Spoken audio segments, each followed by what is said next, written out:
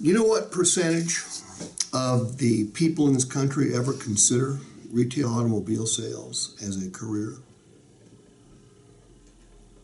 2%. 1%. Now, Dylan's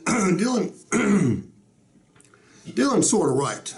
Almost anybody can do this job, but very few choose to, and many that choose to fail.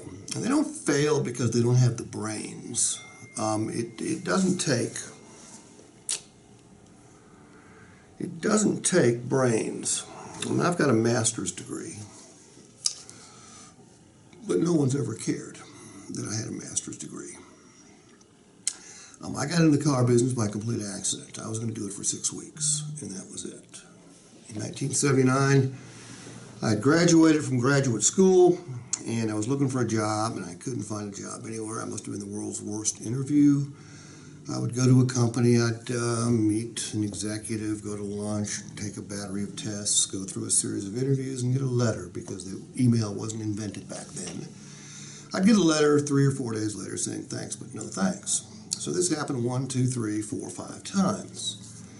And I was having a beer with my father, who was a lifelong salesperson.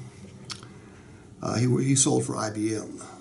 And he said, have you ever thought about sales? I said, well, no, not really. I mean, I've got a great education. Why would I want to get into sales? That's how stupid I was. He said, well, there may be an opportunity there. So I went back to my job search, started with the letter A. Guess what popped up? Automobile. So I called this automobile dealership, and I said, I'd like to apply for the job. They said, well, come on down. I said, what time? They said, doesn't matter. I thought that was odd, because I'd been showing up at 9 o'clock at these places, going through tests and interviews. So I showed up at 9 o'clock. They had me sit down, and the sales manager comes out and brings me into his office and puts me through an interview.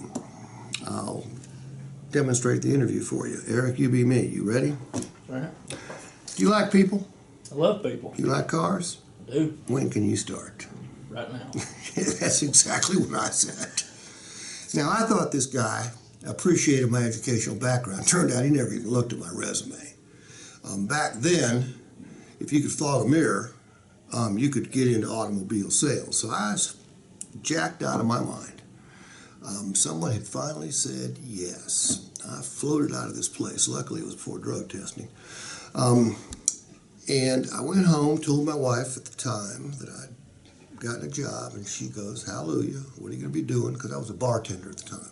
I'd spent most of my graduate school, 3 years, in the restaurant business. So I said, I'm going to be selling cars. She goes, bartending's better than that. So I called my father and said, hey, I'm going to be a salesman just like you. He goes, what are you going to be selling? I said, cars.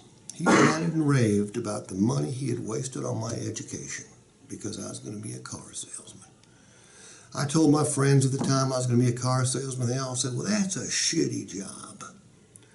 So I went to work for him the next day, but did I think I had a good job or a bad job? Good. Bad. Bad.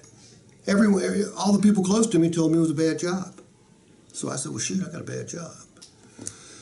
So I treated it like too many people treat this job. I was going to try it until something better came along. And you're brand new in it, you're brand new, you're brand new, you're not. Don't try this business. Commit yourself to it. If you liked what you just saw, subscribe to the channel, hit the little alarm button, and you'll be alerted every time I upload a new video. And if you really liked it, contact me and I'll come to your store and increase your productivity for sure, guaranteed.